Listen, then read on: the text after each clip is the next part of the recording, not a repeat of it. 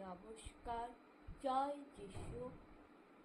বন্ধুরা, কে বা কারা যেন বলেছিল বা কোনো মানুষের মা বাবা বাঙালি হলে সেই মানুষটি বাঙালি গোত্রে জন্ম নিলে, বাঙালি জাতে জন্ম নিলে, তার মাতৃভাষা বাংলা হলে, সে বাংলাতে জন্ম নিলে, অর্থাৎ কোনো মানুষ যদি ওয়েস্ট বেঙ্গলে জন্মগ্রহণ করে, তার রক্তের সম্পর্ক এবং ডিএনএ বাঙালি হোক না কেন, কারণ সে নাকি বাঙালি নয়।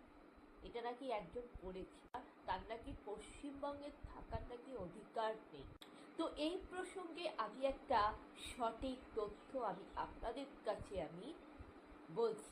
আপনি নিশ্চয়ই বাংলা অনার্স নিয়ে পড়াশোনা করেছেন, আপনি নিশ্চয়ই ইলেকটিভ বেঙ্গলি নিয়ে পড়াশোনা করেছেন। আমাদের মধ্যে যারা বাংলা অনার্স আর যারা জেনারেল ইলেকটিভ বেঙ্গলি নিয়ে যারা পড়াশোনা করেছে, যারা এমএ পাস করছে, যারা গ্র্যাজুয়েট কমপ্লিট করছে, আমরা জানি আমরা ইলেকটিভ বেঙ্গলি পড়েছি। আমরা পড়েছি যেখানে সাহিত্যিক শরৎচন্দ্র চট্টোপাধ্যায়ের শ্রীকান্ত একটি উপন্যাস ছিল।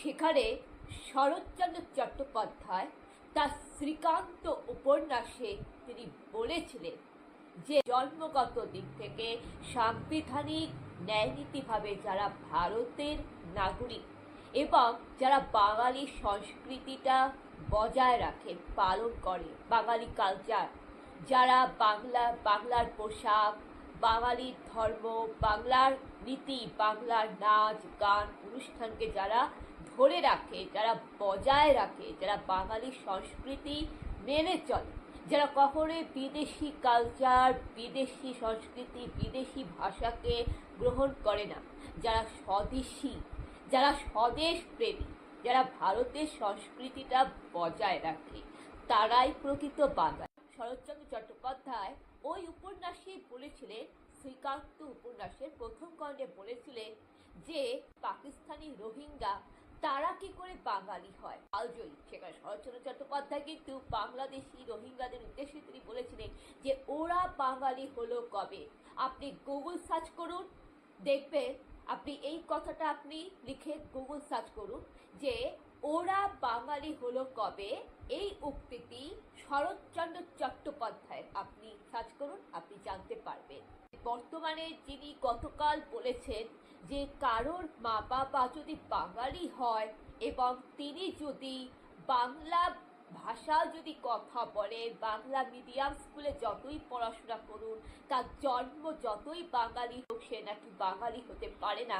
তার উদ্দেশ্যে আমি বলছি যে তিনি হচ্ছে একটা অশিক্ষিত মূর্খ বাঙালি এবং তার পশ্চিমবঙ্গে থাকার 100% অধিকার আছে, কারণ তার পূর্বপুরুষ পশ্চিমবঙ্গের নাগরিক, তার মাতা পিতা পশ্চিমবঙ্গের নাগরিক, তিনি পশ্চিমবঙ্গে জন্মগ্রহণ করেছেন আর তিনি ছোটবেলার থেকে দীর্ঘকাল বয়সকালে তিনি পশ্চিমবঙ্গেই বাস করে আসছেন। পশ্চিমবঙ্গে তার ভোটার অধিকার, নাগরিকত্ব আছে, তিনি পশ্চিমবঙ্গে থেকেই তিনি ভোট দিচ্ছেন, তাই তিনি অবশ্যই ভাবে পশ্চিমবঙ্গের নাগরিক, তাই পশ্চিমবঙ্গে থাকার তার অধিকার আছে। আর বন্ধুরা, আমাদের বাইবেলে ফিলিপিও 4 অধ্যায় যদি বলি, সেখানে প্রভু যিশু বলছে, হে মানব জাতিগণ, যাহা যাহা সত্য, যাহা যাহা ন্যায্য, সেই বিষয়ে আলোচনা করো। আর আমি সেটাই বললাম, যাহা যাহা সত্য, যাহা যা ন্যায্য, আমি সেই বিষয়ে আলোচনা করলাম। আর ভারতের সংবিধানে 19 থেকে 21 নম্বর ধারায় আমি একজন নাগরিক হিসাবে আমার ব্যক্তির বাক স্বাধীনতা, গণতন্ত্রের মতামত প্রকাশ করলাম। বন্ধুরা, আমার এটাই বলার ছিল। আর আমাদের নাগরিক যখন আমরা হয়েছি, আমাদের কিন্তু 11টা দায়িত্ব আছে। খালি আমি শুধু ভারতের থেকে, আইনের থেকে, দেশের থেকে আমি শুধু দাবি করব বা আবার কিছু চাবো, সেটা তো হবে না। আমাকেও কিন্তু ভারতকে, রাষ্ট্রকে কিছু দিতে হবে এবং এটা সকল নাগরিকের একটা দায়িত্ব। প্রত্যেকটা নাগরিকেরই এটা উচিত যে প্রত্যেকটা নাগরিক আমরা সবাই আমরা চাবো, আমরা শুধু চাইতে থাকবো রাষ্ট্রের কাছে, সেটা হবে না। আমাদেরকেও কিন্তু রাষ্ট্রের প্রতি কিছু একটা দায়িত্ব রয়েছে, যেটাকে বলা হয় মৌলিক কর্তব্য, যেটা ভারতীয় প্রস্তাবনায় বর্ণিত হয়েছে সংবিধানের যদি বলি সেটা মৌলিক অধিকারে, যেটা ফান্ডামেন্টাল রাইটস। সেই ফান্ডামেন্টাল রাইটসে আপনি যদি পড়েন, সেখানে 14 থেকে শুরু করে আপনি 35 নম্বর ধারা অবধি আপনি পাবেন সেখানে মৌলিক অধিকারে। সেখানে প্রস্তাবনায় বলা আছে নাগরিকের 11টা মৌলিক কর্তব্য।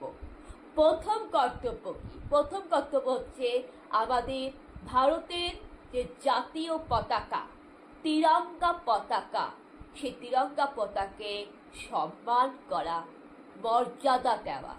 তিরঙ্গা পতাকার মধ্যে যে অশোক স্তম্ভ থাকে, সেই অশোক স্তম্ভের যে 24টা দণ্ড, সেটা পালন করা, সেটাকে মেনে চলা, এবং জাতীয় পতাকার রং কিসের প্রতীক সেটাকে মর্যাদা দেওয়া, পালন করা, ভারত মাতাকে সম্মান করা, দেশের নামে জয় হিন্দ গাওয়া, বন্দে মাতরম গাওয়া, দেশের জাতীয় সঙ্গীত এবং রাষ্ট্রীয় গীতি এবং জাতীয় স্তুতি গীত সেটাকে মর্যাদা দেওয়া। অর্থাৎ রবীন্দ্রনাথ ঠাকুরের জনগণ মন অধিনায়ক জয় হে, বঙ্কিমচন্দ্র চট্টোপাধ্যায় আনন্দমঠ উপন্যাস থেকে নেওয়া বন্দে মাতরম গানটিকে মর্যাদা দেওয়া।